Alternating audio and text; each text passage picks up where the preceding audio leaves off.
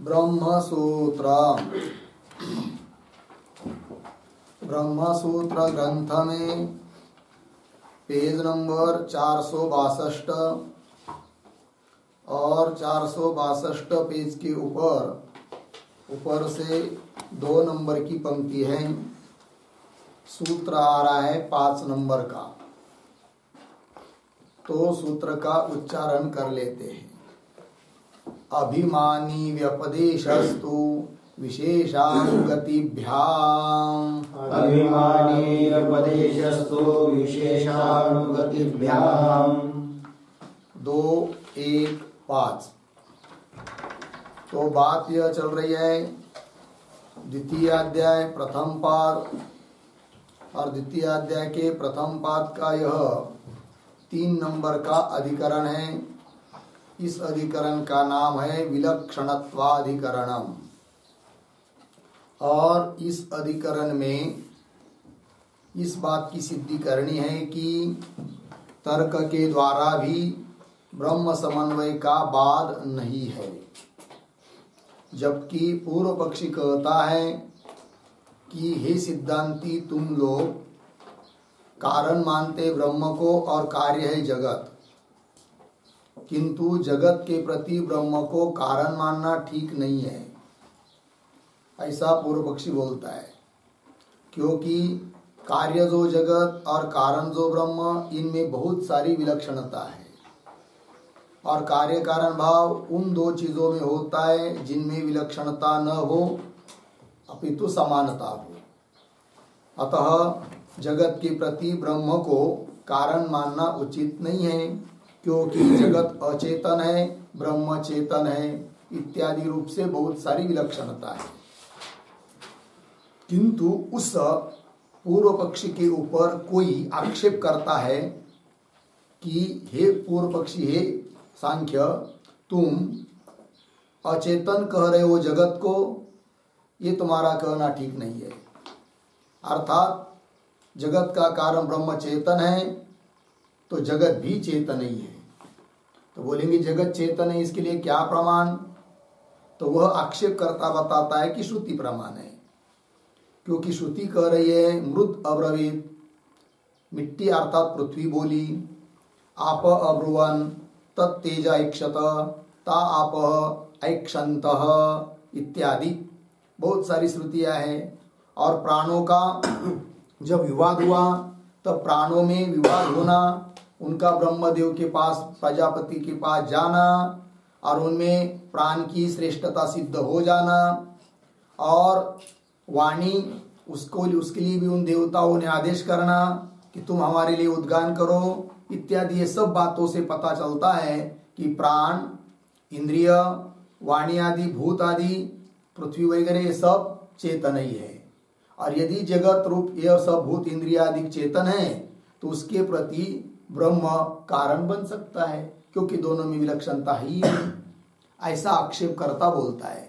किंतु उस आक्षेपकर्ता को पुनः वह पूर्व पक्षी अर्थात सांख्य लोग उसका निराकरण करते हैं, और निराकरण करके इस बात की सिद्धि करते हैं कि जगत अचेतन ही है, और अचेतन होने के कारण उसका जगत का कारण ब्रह्म हो नहीं सकता, क्योंकि दोनों में विलक्षणता वैसी की वैसी है। जगत अचेतन है, ब्रह्म चेतन है। अब ये जो आक्षेपकर्ता ने आक्षेप किया, उसका उत्तर देने के लिए यह सूत्र आ रहा है। अर्थात यह सूत्र भी पूर्व पक्षी की बात को ही कहने वाला है, पूर्व पक्ष का सूत्र है। तो सूत्र का उच्चारण तो हुआ, अब सूत्र के बारे में थोड़ा सा हम लोग लिख लेते हैं। तो लिखेंगे सूत्रावतरणम।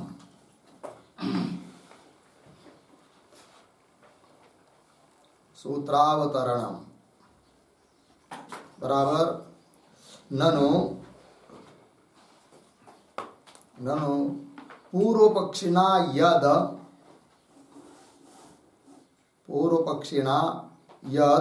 वैलक्षण्यम उक्तम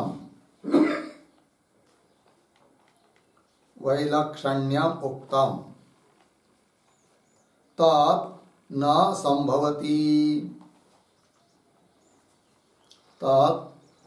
संभवति पूर्ण विराम। यतो हि अचेतनत्वाभिमतानां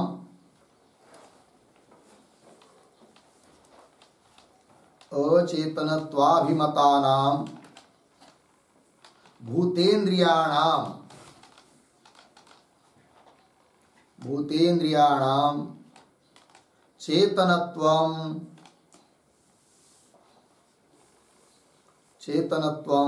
श्रुत्या एव प्रतिपाद्यते। श्रुत्या एव प्रतिपाद्यते। पूर्णविराम। तथा ही उद्धरण चिन्ह में मृत अब्रवीत, उद्धरण चिन्ह बंद, मृत अब्रवीत। दूसरे उद्धरण चिन्ह में आपो अब्रुवन, आप अब्रुवन, उद्धरण चिन्ह बंद। शतपथ ब्राह्मण 613 2 4 2 और 4। फिर आगे उद्धरण चिन्ह में तत्तेज ऐक्षत, उद्धरण चिन्ह बंद, अर्धविराम। दूसरे उद्धरण चिन्ह में ता आपह ऐक्षंत, उद्धरण चिन्ह बंद। छांदोग्य 6 2 3 4, 6 2 3 और 4 ऐसा। फिर आगे दूसरे उद्धरण चिन्ह में ते ह इमे प्राणा अहम श्रेयसे, प्राणा अहम श्रेयसे विवदमाना ब्रह्म जग्मुः, विवदमाना ब्रह्म जग्मुः, उद्धरण चिन्ह बंद। बृहदारण्यक 6:1-7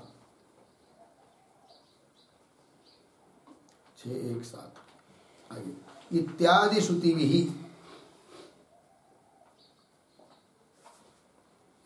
श्रुतिभिः भूतेन्द्रियाणाम्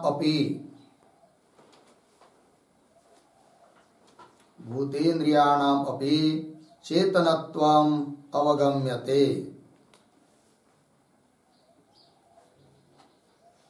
चेतनत्वम् अवगम्यते। पूर्णविराम। अतः कार्यकारणयोः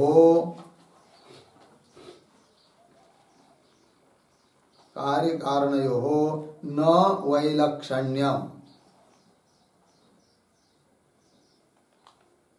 वैलक्षण्यम्, पूर्णविराम।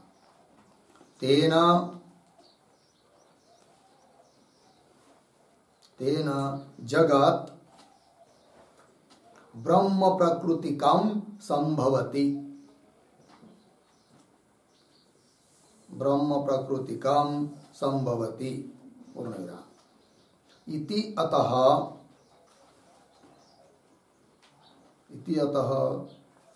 सूत्रमाध्यमेन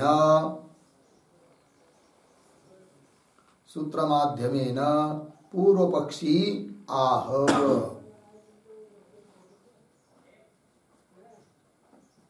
पूर्वपक्षी आह। तब नीचे की पंक्ति में सूत्र है अभिमानी व्यपदेशस्तु विशेषानुगतिभ्याम 2-1-5 पदच्छेद अभिमानी व्यपदेशः तु विशेषानुगतिभ्याम। फिर नीचे पदार्थोक्ति ही तू को पहले लेंगे, प्रतीक तू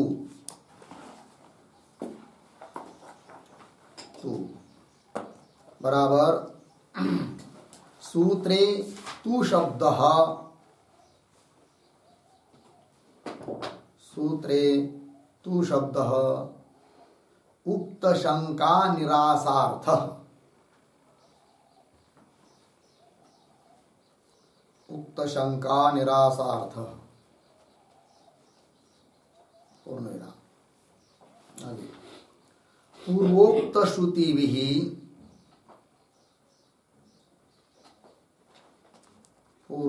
श्रुतिभिः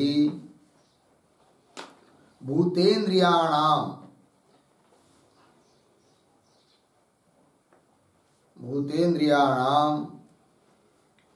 चेतनत्वं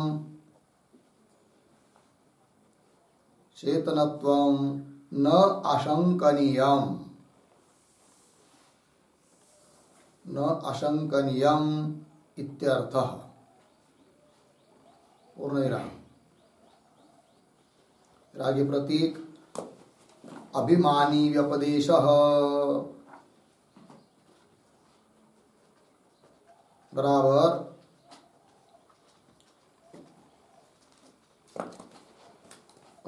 उद्धरण चिन्ह में ते हे मे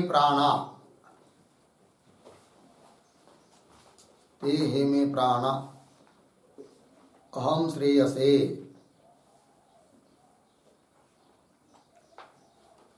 उद्धरण चिन्ह इत्यादि श्रुतौ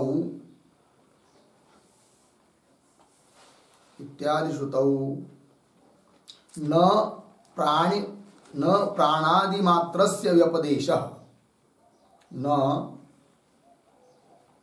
प्राणादिमात्रस्य व्यपदेशः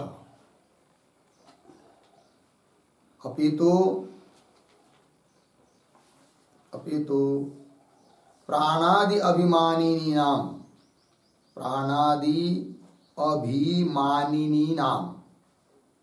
अभिमानिनीनां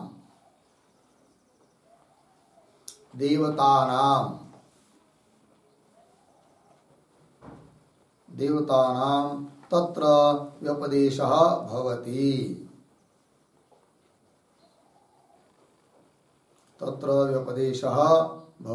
पूर्ण विराम। कौंस में लिखेंगे कुतः प्रश्न चिन्ह आगे की तरफ बांध देकर कौंस बंद। कुतः। ठीक है। फिर आगे प्रतीक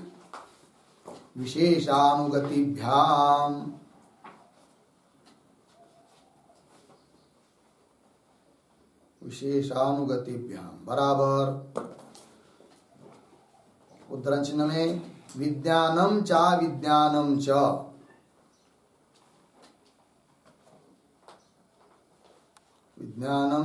अविज्ञानम च उद्धरण चिन्ह में इत्यादि श्रुत्या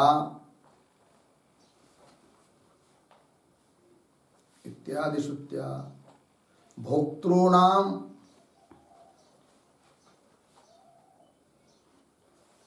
भूतेन्द्रियाणां च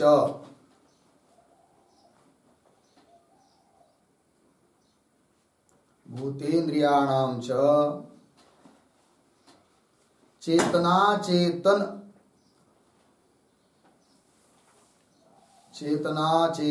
प्रविभागात्मकः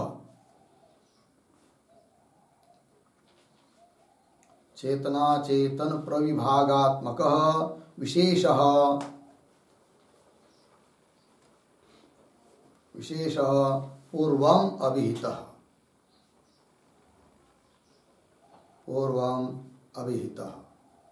पूर्ण विराम। नासौ सर्वचेतनतायाम् उपपद्येत।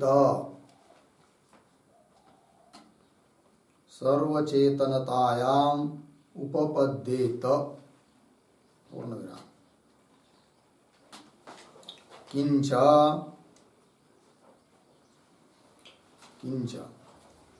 उद्धरण चिन्ह में एता ह वही देवता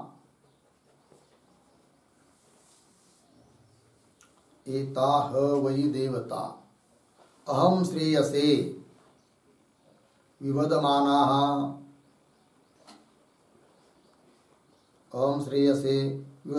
उद्धरण चिन्ह इत्यत्र श्रुतौ चेतनवाचिना देवता शब्देन, चेतनवाचिना देवता शब्देन प्राणानाम विशेषितत्वात्, विशेषितत्वात् पूर्णविराम। एवं एवं उत्तरचिह्न में अग्निर्वाग भूत्वा, अग्निर्वाग भूत्वा मुखम प्राविशत, मुखम प्राविशत उत्तरचिह्न इत्यादि श्रुति, इत्यादि श्रुति करणानुग्राहिकां देवतां,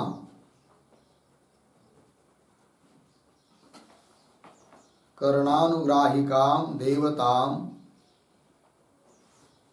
अनुगतां च दर्शयति,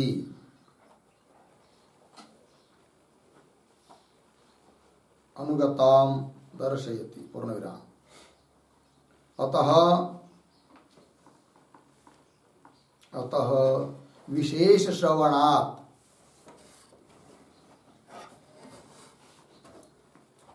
विशेष श्रवणात् अर्धविराम मंत्रार्थवाद इतिहास पुराणादिभ्यः, मंत्र अर्थवाद इतिहास पुराणादिभ्यः अनुगति श्रवणात्,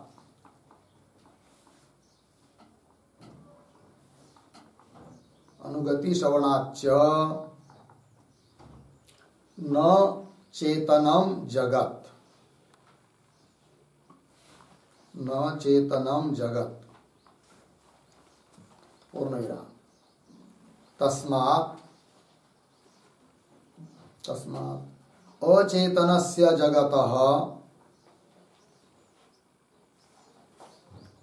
अचेतनस्य जगतः वैलक्षण्यात्, वैलक्षण्यात् न चेतन प्रकृतिकत्वम्, चेतन प्रकृतिकत्वम् इति हो गया। देखो भाई अर्थ तो सूत्रावतरण में लिख रहे हैं,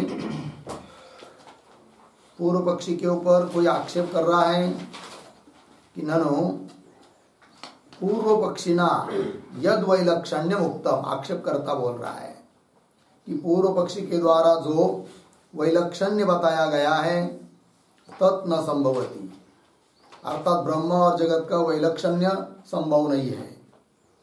क्यों?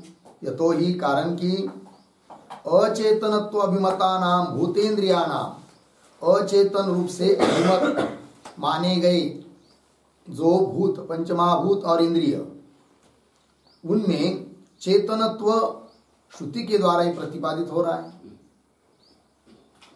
और जब श्रुति ही बता रही है कि भूत इंद्रिय चेतन है, तो उसको अचेतन कैसा कह सकते हैं? नहीं कह पाएंगे।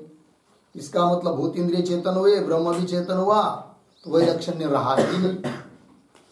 और वैलक्षण्य नहीं है तो जगत के प्रति ब्रह्म कारण बनने में कोई दिक्कत नहीं, ऐसा आक्षेपकर्ता का आक्षेप है पूर्व पक्षी के ऊपर। किंतु भूत और इंद्रियों को चेतनता बताई श्रुति ने, वो कौन श्रुति है? तो श्रुतियों का उल्लेख किया जा रहा है तथा ही करके। तो लिखा है मृत अब्रवीत, मृत मतलब मिट्टी अर्थात पृथ्वी बोली, आप अब्रुवान जल बोला, तत्तेज ऐक्षत उस तेज ने ऐक्षण किया, ईक्षण किया, ता आप ऐक्षंत उस आपने भी ईक्षण किया, और ते इमे प्राणा वे सभी प्राण अर्थात इंद्रिय प्राण ये सब अहम श्रेयसे मैं श्रेष्ठ हूँ, मैं श्रेष्ठ हूँ, इस प्रकार से वाद विवाद करने लगे। और वाद विवाद करते हुए ब्रह्मदेव के पास चले गए, ये सब बताया है। तो इत्यादि श्रुति भी, इत्यादि श्रुतियों के द्वारा भूतेन्द्रियाणाम अपि चेतनत्वम अवगम्यते। भूत अर्थात पंचमहाभूत और इंद्रिय, इनमें भी चेतनत्व की प्रतीति हो रही है कि नहीं। अतः कार्य कारणयो न वैलक्षण्यम।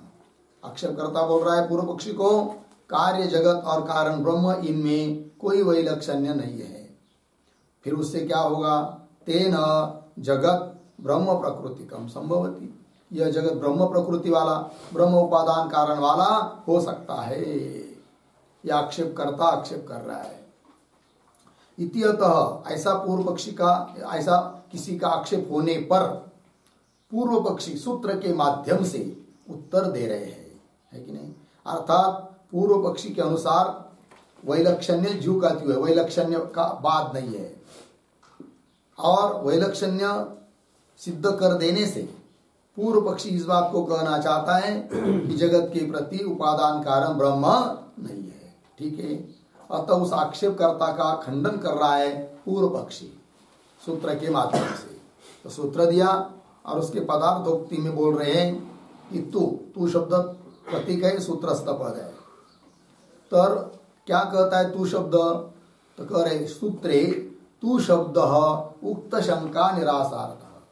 वो जो आक्षेपकर्ता ने शंका ली है, उस शंका का निराश करने के लिए शब्द आया है। कौन सा, तू, है कि नहीं। आक्षेपकर्ता ने आक्षेप किया तू, परंतु अरे भाई आक्षेपकर्ता मृत अब्रवीत इत्यादियों में साक्षात पृथ्वी बोली ऐसा अभिप्राय नहीं है। यदि पृथ्वी बोली होती तो पृथ्वी चेतन है ऐसा मानते, किंतु पृथ्वी नहीं बोली, अपितु पृथ्वी की अभिमानी देवता बोली। जबकि देवता चेतन होती है कि नहीं। तो पृथ्वी में चेतनता कहने में तात्पर्य नहीं है ऐसा बता रहे। अर्थात पृथ्वी अधिक अचेतन ही है, ये पूर्व पक्षी बोल रहा है। तो वही सूत्रे तू शब्द उक्त शंका निरासार्थ। पूर्वोक्त श्रुति भी जो श्रुतियां दिया, उद्धृत किया आक्षेपकर्ता ने, मृत अब्रवीत इत्यादि, वे सब पूर्वोक्त श्रुतियों के द्वारा क्या कहा गया है, तो पूर्वोक्त श्रुतियों का आधार लेकर भूत और इंद्रियाणाम चेतनत्व न आशंकनीय। भूत और इंद्रिय में चेतनता है ऐसी आशंका नहीं करनी चाहिए। क्यों, वो जो निर्देश है, व्यपदेश है, वो अभिमानियों का व्यपदेश है। वही कह रहे प्रतीक अभिमानी व्यपदेश।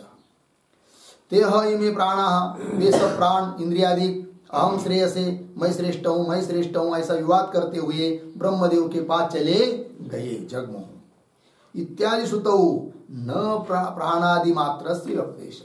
इत्यादि श्रुतियों में केवल प्राण इत्यादियों का, जड़ प्राण का व्यपदेश नहीं है, निर्देश नहीं है, क्योंकि वो जड़ है, विवाद नहीं कर सकते और उनको हम पता भी नहीं कि श्रेष्ठ कौन अश्रेष्ठ कौन है। फिर विवाद किनका हुआ, उन प्राणादि अभिमानी देवताओं का हुआ, और वो तो चेतन होती है देवता लोग। इत्यादि श्रुतौ न प्राणादि मात्रस्य व्यपदेश अपितु, फिर प्राणादि अभिमानिनी नाम देवता नाम, प्राणादिकों का अभिमान धारण करने वाली जो देवता है। जैसे हम लोगों का शरीर तो जड़ है, सब लोग मानते हैं, है कि नहीं। किंतु शरीर को चेतन इसलिए बोला जाता है कि ये चेतन है, घटादिक जड़ है, इसलिए कि जो चेतन तत्व है आत्मा, वो उस शरीर का क्या करता है, अभिमान धारण करता है। ठीक है। तो देवदत्त बोल रहा है, मतलब क्या, देवदत्त शरीर के अभिमानी चेतन बोल रहा है, ये उसका तात्पर्य होता है। इसका मतलब ये थोड़ी कि शरीर ही चेतन है करके। उस प्रकार यहाँ पर भी पृथ्वी बोली, इसका मतलब पृथ्वी चेतन, ये बात नहीं, पृथ्वी अभिमानी देवता, ये बोल रही है। अपितु प्राणादि अभिमानी नाम देवता नाम तत्र व्यपदेश भवति, व्यपदेश निर्देश उल्लेख है। कैसे जाना आपने कि अभिमानी देवताओं का उल्लेख है करके, तब दो हेतु दिए जा रहे हैं और प्रश्न पूछा जा रहा है कुतः, तब हेतु दो, कौन कौन, विशेष अनुगतिभ्याम। विशेष और अनुगति, इन दो से हम जानते हैं कि वहां पर प्राणादिकों का व्यपदेश नहीं, अपितु प्राणादिकों का अभिमान धारण करने वाली जो देवता, उनका व्यपदेश है। विशेष अनुगतिभ्याम, तो विशेष और अनुगति क्या है, तो विशेष की व्याख्या कर रहे हैं। तो विशेषता बताई है श्रुति ने। कौन श्रुति, तो एक श्रुति यदि विज्ञानम च अविज्ञानम च, साक्षात विभाग करके बताया है श्रुति ने कि आत्मा विज्ञान मतलब चेतन स्वरूप है और उनसे भिन्न भूत इंद्रियादिक अविज्ञान अर्थात अचेतन है। साक्षात विभाग किया है श्रुति ने, ये विशेष बताया है श्रुति ने दोनों का। इत्यादि श्रुत्या भोक्तृणाम भूतेन्द्रियाणाम च चेतन अचेतन प्रविभागात्मक विशेष पूर्वम अभिहितः। भोक्ता चेतन है और भूत और इंद्रियादिक अचेतन है। इस प्रकार चेतन अचेतन प्रविभाग, अलग अलग स्वतंत्र विभाग, विशेष रूप से विभाग, विभागात्मक जो विशेष विभाग स्वरूप विशेष श्रुति ने बताया है और इस बात का निर्देश पूर्व में हो चुका है, पूर्वम अभिहित। और कह रहे न असौ सर्वचेतनतायाम उपपद्येत, असौ सर्वचेतनतायाम न उपपद्येत। असौ मतलब यह प्रविभागात्मक विशेष उपपन्न नहीं होगा। कब? सब यदि चेतन स्वरूप मानेंगे तब। भूत इंद्रियादि सभी को चेतन स्वरूप कहेंगे तो यह जो व्यपदेश किया है, निर्देश किया है, विशेष बताया है, वो उपपन्न नहीं होगा।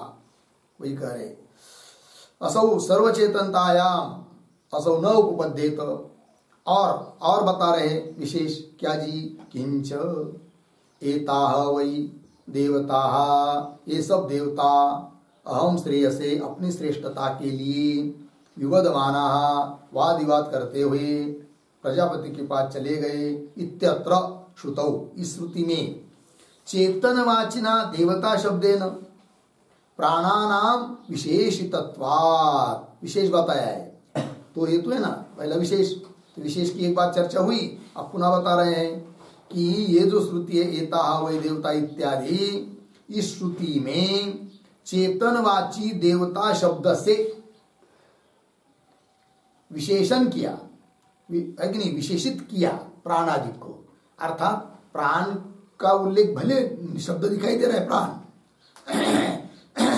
किंतु यहां पर इस श्रुति में देवता शब्द आया है तो देवता शब्द से विशेषित किया किनको?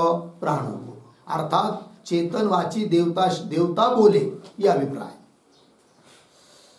चेतनवाचिना देवता शब्देन प्राणानाम विशेषितत्वात्, लग गया जी, इंद्रियों को देवता यह विशेषण दिया गया, ये बात। और ऐसा होने से पता चलता है क्या कि चेतन और अचेतन अलग है, मतलब ये जगत भूत इंद्रियाधिक कोई चेतन पदार्थ है, ऐसी बात नहीं। यदि चेतन होते तो इस प्रकार का व्यपदेश विशेष न बताया होता, चेतनम अचेतनम च इत्यादि। और पुनः दूसरी बात, देवता अहम श्रेयसी विवदमाना, ये भी न बताया होता, देवता का उल्लेख न किया होता, चेतनवाची देवता का। तो वही देवता शब्देन प्राणानाम विशेषितत्वात्, एवं इसी प्रकार अनुगति भी बताई है, अनुगति रूप हेतु से भी इस बात की सिद्धि हो जाती है। ये कह रहे पूर्व पक्षी, कौन बात की सिद्धि? कि भूत इंद्रियाधिक ये सब चेतन नहीं है, अचेतन ही है, जड़ है। अग्निर्वाग भूत्वा अग्नि वाग भूत्वा मुखम प्राविश, अग्नि देवता ही वाणी बनकर है कि नहीं, मुखम प्राविशत, मुख में प्रवेश करती हुई, मुख में प्रवेश किया किसने? अग्नि देवता ने वाणी बनकर मुख में प्रवेश किया, ये बात है। इत्यादि श्रुति करणानुग्राहिकाम देवताम अनुगताम दर्शयति। इत्यादि श्रुति करण इंद्रिय, करण पर अनुग्रह करने वाली जो देवता, अग्नि आदि देवता, उस देवता की अनुगति, अनुगताम, अनुगता मतलब व्यापकताम दर्शयति, उस देवता की व्यापकता या उस देवता का प्रवेश बता रही है श्रुति। अतः विशेष श्रवणा, दो हेतु, पहला विशेष श्रवणा, दूसरा अनुगति। वो किससे मालूम पड़ते अनुगति? मंत्र, अर्थवाद, इतिहास, पुराण आदिभ्य, इन सभीयों से अनुगति श्रवणात्, अनुगति का श्रवण होता है। अनुगति व्यापकता या अनुगति अनुप्रवेश, स्वयं उस कार्य को बनाकर उसमें प्रवेश कर जाती है देवता, इस प्रकार की अनुगति बताई जा रही है। च अनुगति श्रवणात् च न चेतनम जगत, च जगत चेतनम न, जगत चेतन नहीं है। तस्मात् अचेतनस्य जगतः, जगत कैसा सिद्ध हुआ? अचेतन। और अचेतन ऐसा जगत, उससे विलक्षण है ब्रह्म, और विलक्षण होने के कारण चेतन प्रकृतिकत्वम जगत न, चेतन उपादान कारण वाला जगत नहीं हो सकता है। यह अपनी बात पुनः दृढ़ की उस पूर्व पक्षी ने। लग गया? अर्थात उसका कहना है कि जगत के प्रति उपादान कारण ब्रह्म को मानना उचित नहीं है, ये बात। और हेतु दिया तर्क विलक्षणत्वात् इत्यादि। हो गया? चलिए फिर अब इस सूत्र का भाष्य हुआ, इस सूत्र का विवेचन हुआ। अब इस सूत्र का भाष्य को देखते हैं। तू शब्द आशंकाम अपनुदति, मिल गया? जो सूत्र में तू शब्द आया है, उस तू शब्द क्या करता है? आशंका का निवारण करता है। कौन आशंका? जो कि आक्षेपकर्ता ने आशंका आक्षेप किया है। भगवान भाष्यकार ने भी सूत्र के ऊपर और सूत्र के अवतरण के रूप में उस आक्षेप का उल्लेख किया है, ननु चेतनत्वमपि इत्यादि पंक्ति से। ठीक है, तो उस आशंका का निवारण करने के लिए तू शब्द आया है सूत्र में। अब उसी आशंका का अपनोदन, निवारण का प्रकार कैसा होता है, इस बात को कह रहे आगे। न खलु मृत अब्रवीत इति एवं जातिकया श्रुत्या भूतेन्द्रियाणाम चेतनत्वम आशंकनीयम। ठीक है ना? न कान्वय आशंकनीयम के साथ। तो क्या जी? खलु निश्चयवाचक अव्यय, निश्चित रूप से। मृत अब्रवीत, ऊपर ऊपर से तो अर्थ पता चल रहा है, मिट्टी बोली, पृथ्वी बोली, किंतु पृथ्वी बोल नहीं सकती, पृथ्वी अभिमानी देवता का निर्देश है, ये कह रहा है। मृत अब्रवीत इति एवं जातीय कया श्रुत्या, इस प्रकार की कहने वाली जो श्रुतियां हैं, उन श्रुतियों से भूतेन्द्रियाणाम चेतनत्वम न आशंकनीय, उन श्रुतियों के आधार से भूत और इंद्रियों में चेतनत्व की आशंका नहीं करनी चाहिए। अर्थात भूत इंद्रियादिकों को चेतन नहीं समझना चाहिए। कारण क्या? तो बता रहे, हेतु दे रहे, यतः अभिमानी व्यपदेशः एषः। ठीक है ना? तो यहाँ पर हेतु के रूप में सूत्र भाग का ग्रहण कर रहे हैं, यत इत्यादि पंक्ति से। ठीक है, तो थोड़ा अन्वय, यतः एषः अभिमानी व्यपदेशः। क्यों ऐसी आशंका नहीं करनी चाहिए? अर्थात भूत इंद्रियों को चेतन क्यों नहीं मानना चाहिए मृत अब्रवीत इत्यादि श्रुति के आधार पर? तो उसका उत्तर दिया जा रहा है, यतः, क्योंकि इसलिए नहीं मानना चाहिए कि यह अभिमानियों का व्यपदेश है, निर्देश है। मृत अब्रवीत मतलब मिट्टी नहीं बोली, पृथ्वी नहीं बोली, अपितु पृथ्वी अभिमानी देवता बोली, ऐसा। आगे चलिए। हाँ, अब उसका स्पष्टीकरण कर रहे, अभिमानी व्यपदेश इत्यादि जो प्रतीक आया ना सूत्रस्थ पद, उसी का स्पष्टीकरण करने के लिए आगे की पंक्तियां आ रही है। मृदादि अभिमानिन्यः वागादि अभिमानिन्यः च चेतनाः देवताः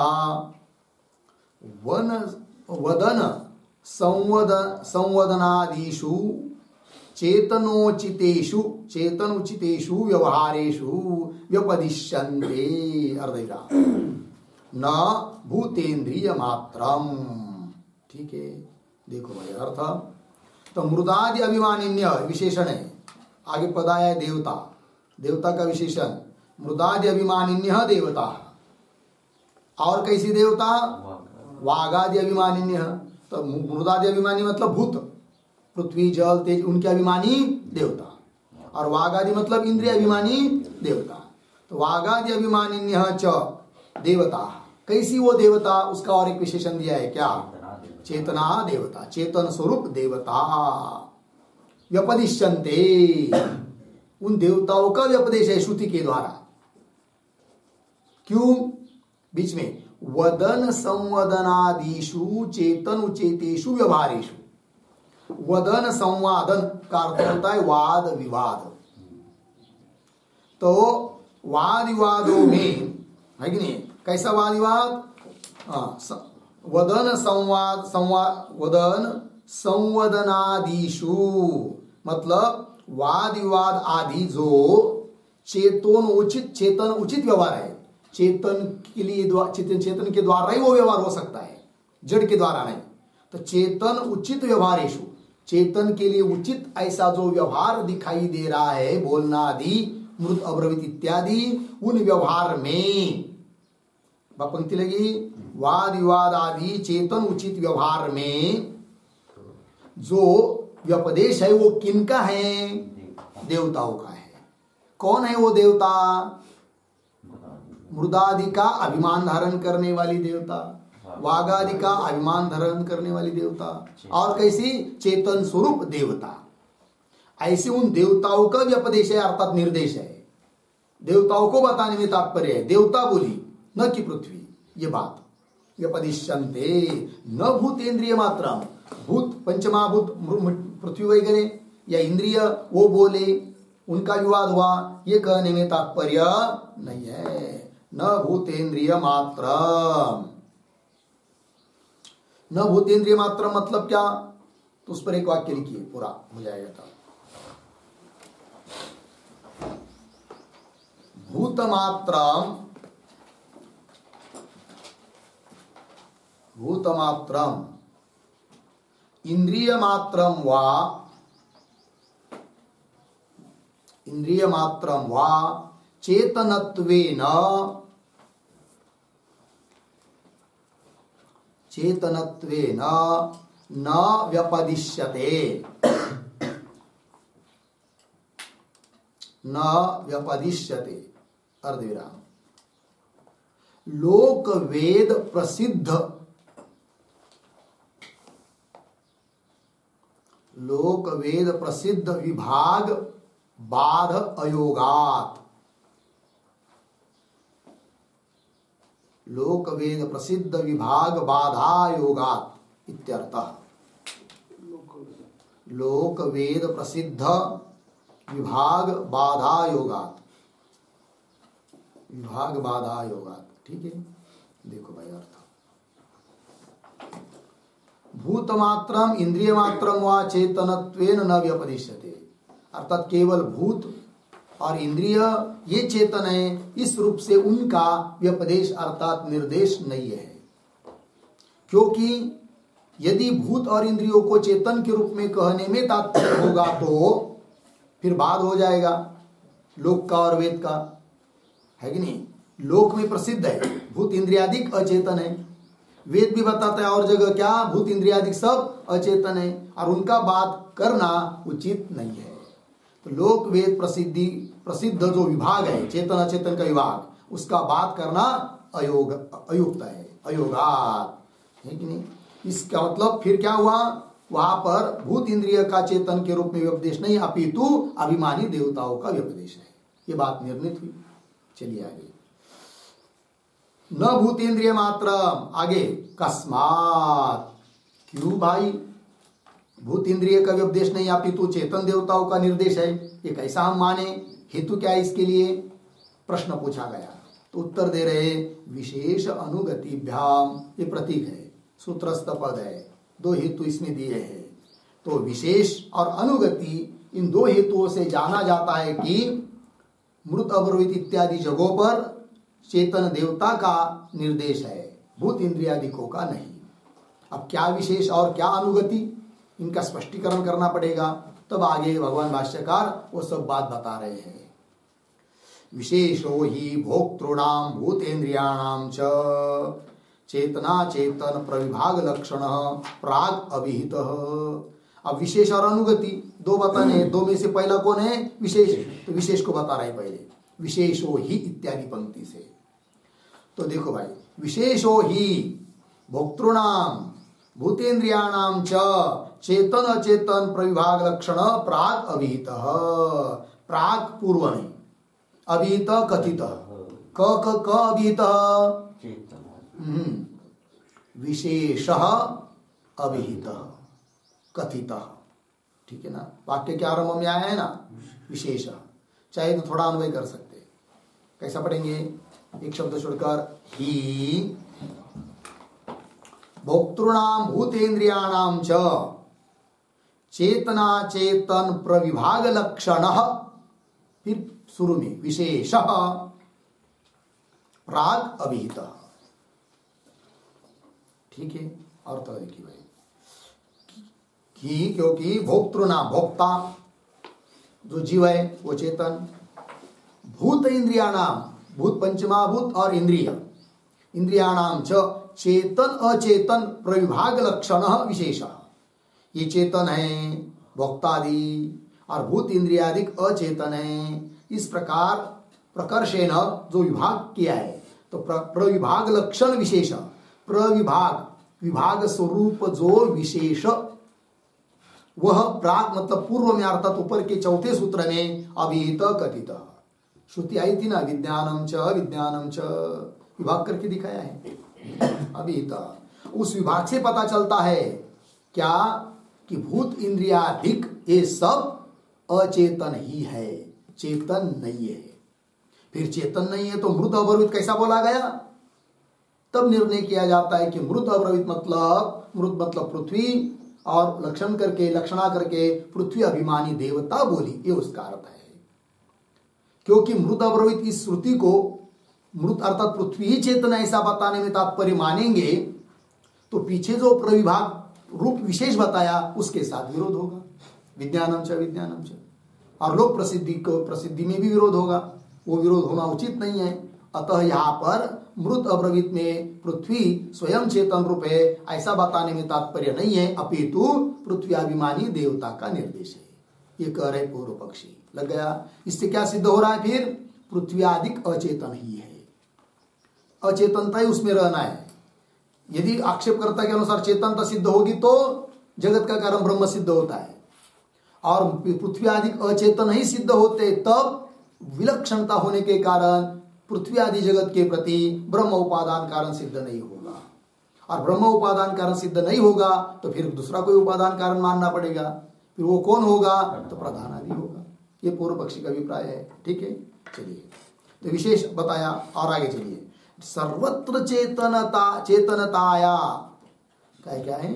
सर्वचेतनताया या हाँ अनुस्वार नंबर सर्वचेतनतायाम च असौ न उपपद्येत, च असौ सर्वचेतनतायाम न उपपद्येत।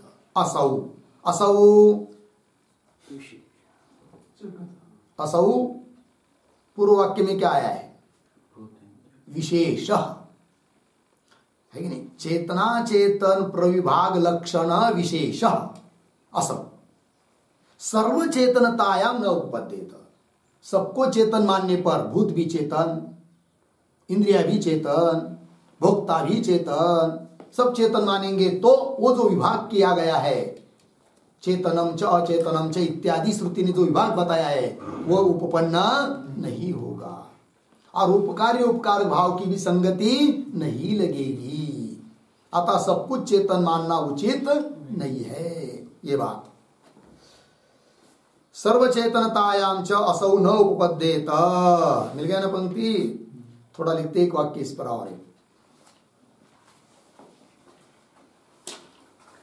लिखेंगे।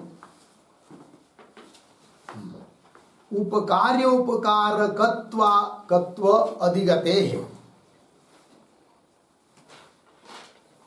उपकार्य उपकारकत्व अधिगते है। अधिगते है अर्धविराम साम्ये च तद अयोगात्।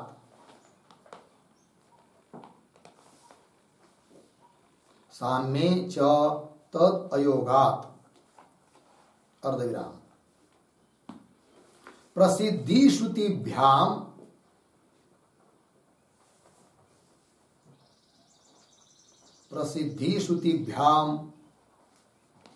चेतना चेतनत्व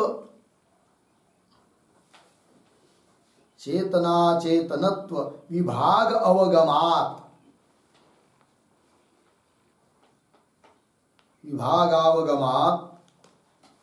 केवल भूतेन्द्रिय विषया, भूतेन्द्रिय विषया न एषा श्रुति,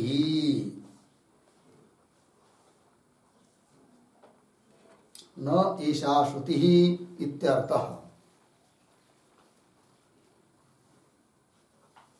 ठीक है, देखो भाई अर्थ तो विशेष है बताया है। और दूसरी बात, उपकार उपकारकत्व अधिगत है, उपकार्य है भोक्ता, उपकारक है भूत इंद्रियादि, तो ये इसका भी ज्ञान होता है उपकार्य उपकार भाव इन दोनों में करके। उससे भी पता चलता है कि दोनों समान नहीं है, अर्थात भोक्ता और भूत इंद्रियादि सब कुछ चेतन उचित मानना, चेतन मानना उचित नहीं है, नहीं तो उपकार्य उपकार भाव भी नहीं बनेगा। तो वही साम्य च तद अयोगा, सब कुछ समान चेतन नहीं मानेंगे तो तद उपकार्य उपकार भाव का भी उचित नहीं होगा, है कि नहीं, युक्ति युक्त नहीं होगा, तद अयोगा। आगे प्रसिद्धि श्रुतिभ्याम, और ये चेतन है, अचेतन है, यह प्रसिद्धि है लोक में, श्रुति भी बताती है। तो प्रसिद्धि श्रुतिभ्याम चेतन अचेतनत्व विभाग अवगमात, प्रसिद्धि से और श्रुति से अवगम ज्ञान हो जाता है, ये चेतन है ये अचेतन है, चेतन अचेतनत्व विभाग अवगमात, ऐसा ज्ञान हो जाने के कारण केवल भूत इंद्रिय विषय, मृत अब्रवीत इत्यादि जो श्रुतियां है वो केवल भूत विषयक या इंद्रिय विषयक मानना उचित नहीं है, केवल भूत इंद्रिय विषय न ऐसा श्रुति इत्यर्थ हो गया। आइए अब मूल में, अपि च कौशितकिनः प्राण संवादे करण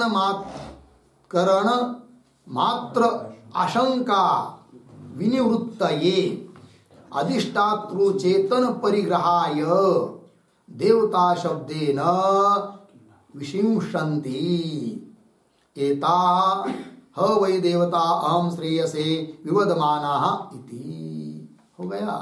आइए भाई, अपि च, तो अपि च से कौन बात बताई जा रही है? तो अपि च, अपि के पूर्व में एक वाक्य लिखते छोटा सा, विशेष पदस्य अर्थांतरम आह,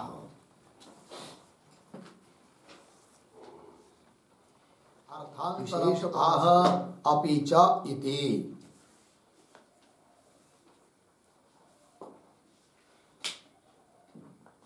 ठीक है, देखो भाई, तो विशेष पद की व्याख्या चल रही है, तो एक तो अर्थ ऊपर बता ही दिया है कि नहीं, विशेषता बताई है करके, चेतन अचेतन रूप से भी प्रविभाग लक्षण विशेष बताया है, ये बात हो गया। और उसी विशेष शब्द का अब थोड़ा सा अन्य अर्थ बताकर समाधान दिया जा रहा है आक्षेपकर्ता का, पूर्व पक्षी के द्वारा। ठीक है, तो देखो क्या कहते हैं, अपि च कौशितकिनः, मतलब कौशितकी उपनिषद है, कौशितकी एक शाखा है, उस शाखा वाले लोग। अपि च कौशितकिनः क्या कहते, प्राण संवादे, जब प्राणों का संवाद श्रुति में सुनाई देता है, श्रुति बता रही है प्राण का संवाद, तो उस प्राण संवाद में क्या बताते हैं कौशित की शाखा वाले लोग? देखो, कौशितकिनः प्राण संवादे करण मात्र आशंका विनिवृत्त, एक बात, और अधिष्ठातृ चेतन परिग्रहाय, दूसरी बात। ये दो बातों के लिए क्या करते हैं वो लोग? देवता शब्देन विशिंशन्ति। तो मुख्य वाक्य क्या बनेगा? अपि च कौशितकिनः प्राण संवादे देवता शब्देन विशिंशन्ति, मुख्य वाक्य बन गया। कौशित की शाखा वाले लोग प्राण के संवाद में क्या कहते हैं? देवता शब्द से विशेषण देते हैं प्राण इंद्रियों को। किस लिए? हाँ, दो प्रयोजन, करण मात्र आशंका विनिवृत्त एक बात, और अधिष्ठात्री चेतन परिग्रहाय दूसरी बात, दो बातों के लिए। ठीक है ना जी। तो ये जो अंतिम में आया ना, देवता शब्देन विशिंशन्ति, उसके ऊपर एक छोटा वाक्य पहले लिख लीजिए, फिर वाक्य का पूरा अर्थ करके। प्राणानाम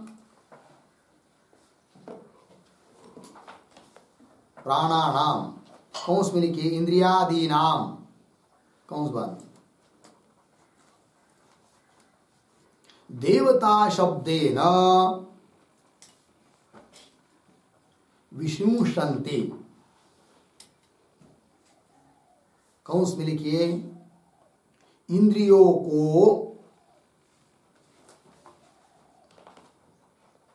देवता यह विशेषण देते हैं।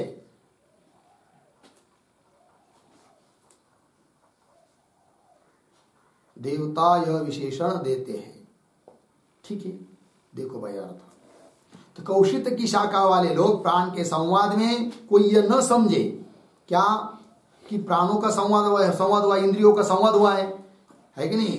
तो केवल इन जड़ ऐसे इंद्रियों में ही संवाद हुआ है, जड़ ऐसे प्राणों में ही संवाद हुआ है, किंतु जड़ में संवाद हो नहीं सकता। अतः इंद्रिय और प्राण को ही चेतन मान लो, ऐसी कोई आशंका न करे। अर्थात उस आशंका का निवारण करने के लिए कौशिक की शाखा वालों ने प्राण के संवाद के बारे में क्या किया? इंद्रिय प्राणादिकों को विशेषित कर दिया देवता शब्द से। अर्थात देवताओं का ही संवाद है ऐसा बताया है। अर्थात फिर वो नहीं लिए जाएंगे कौन? केवल इंद्रिय और प्राण। उस वही कहा फिर करण मात्र आशंका विनिवृत्त है, एक बात। और अधिष्ठात्री चेतन परिग्रहाय है ना, उन इंद्रिय प्राण इनका अधिष्ठात्री जो देवता है उसका परिग्रहण करने के लिए, उसका अंगीकार करने के लिए, उसका ज्ञान के लिए विशेषण दे दिया, विशेषित कर दिया इंद्रिय प्राणादिकों को चेतन शब्द से, देवता शब्द से, है कि नहीं? ये बात पंक्ति देखिए। अपिच कौशितकिनः प्राण संवादे करण मात्र आशंका विनिवृत्तये अधिष्ठात्री चेतन परिग्रहाय देवता शब्देन विशेषन्ति। ठीक है, तो जो सूत्र में दो हेतु है, विशेष अनुगति। पहला विशेष, तो विशेष के दो अर्थ हुए। ऊपर क्या अर्थ किया अभी तक कि प्रविभाग स्वरूप विशेष बताया गया है, अतः भूत इंद्रियादिकों को चेतन नहीं कह सकते क्योंकि विभाग रूप विशेष बताया है, एक बात। अब उसी विशेष हेतु का स्पष्टीकरण दूसरे अर्थ से कर रहे हैं, क्या कि विशेष के कारण भूत इंद्रियों को चेतन नहीं मान सकते। विशेष के कारण मतलब क्या? उस भूत इंद्रिय प्राण इत्यादि को विशेषण कर दिया, मतलब विशेषित कर दिया देवता शब्द से। तो इंद्रियों को देवता यह विशेषण दिया है, ये विशेष है। यदि इंद्रिय और प्राण को ही चेतन बताने में तात्पर्य होता तो वहां पर देवता शब्द से, देवता शब्द का उल्लेख करके उनको क्या विशेषित न किया होता, विशेषण न दिया होता, है कि नहीं? किंतु देवता शब्द से उनका निर्देश किया है, इसका मतलब इंद्रिय और प्राण में ही चेतनता बताने में तात्पर्य नहीं है। तो विशेष है मतलब क्या? विशेषित किया गया है, यह अर्थ अब हो रहा है। ठीक, उससे दो लाभ हुए। करण मात्र चेतन है, इस आशंका की निवृत्ति हुई और अधिष्ठात्री देव का संग्रह हुआ, ये बात। करण मात्र आशंका विनिवृत्त है और अधिष्ठात्री जो चेतन देवता है, अभिमानी देवता, उसका परिग्रह हुआ, ज्ञान हुआ, संग्रह हुआ। संग्रह के लिए करने के लिए देवता शब्देन विष्णुशन्ति, देवता शब्द से उनका निर्देश करते हैं, विशेषण देते हैं। ठीक, इंद्रियों को।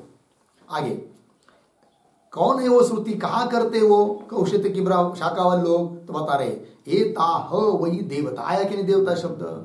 तो ऊपर तो हुआ प्राण का संवाद, और प्राण का संवाद होने के बाद फिर इस प्रकार इंद्रियों में झगड़ा हुआ, प्राणों में विवाद हुआ, ऐसा बोलना चाहिए था, किंतु ऐसा नहीं बोला गया।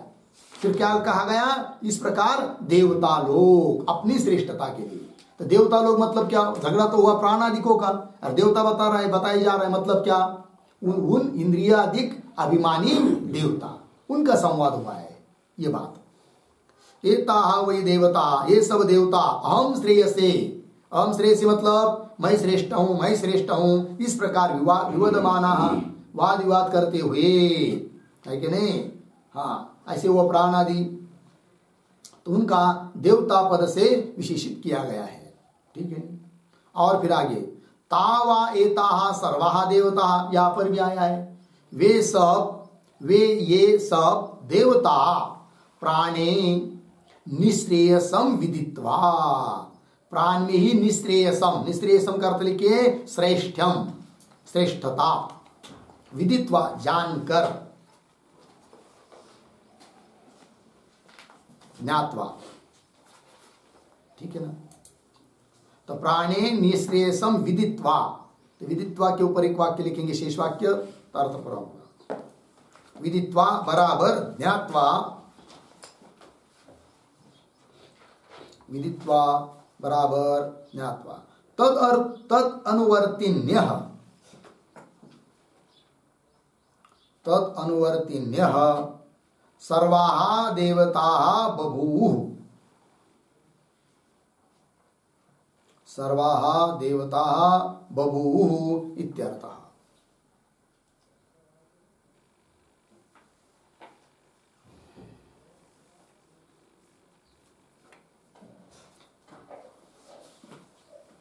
ठीक है, देखो तो विदित्वा तो ज्ञात्वा, तद अनुवर्तिन्य, उस प्राण का ही अनुवर्तन करने वाली फिर सभी देवता हो गए, ये बात बता दिया, क्योंकि उनको समझ में आ गया कि हम लोगों में सब में श्रेष्ठ कौन है? प्राण है। ये बात इतिचा, ये जो है ना दो श्रुतियों में पहली एताः वै देवता अहम श्रेयसे विवदमाना, उसके ऊपर एक वाक्य लिख लेते हैं। और लिखते हैं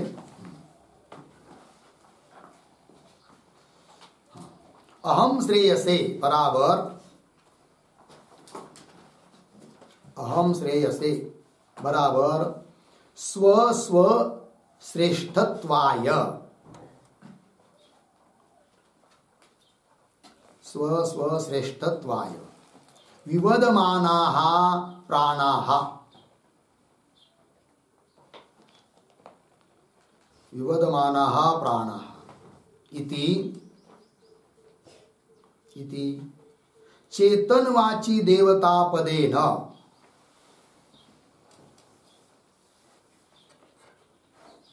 चेतनवाची देवता पदेन विशेषितत्वात्, विशेषितत्वात् कौंस में लिखिए, देवता शब्द से, देवता शब्द से विशिष्ट किया हुआ होने के कारण, विशिष्ट किया हुआ होने के कारण, कौंस बन आगे प्राणादिपदैहि, प्राणादिपदैहि अभिमानी व्यपदेशः,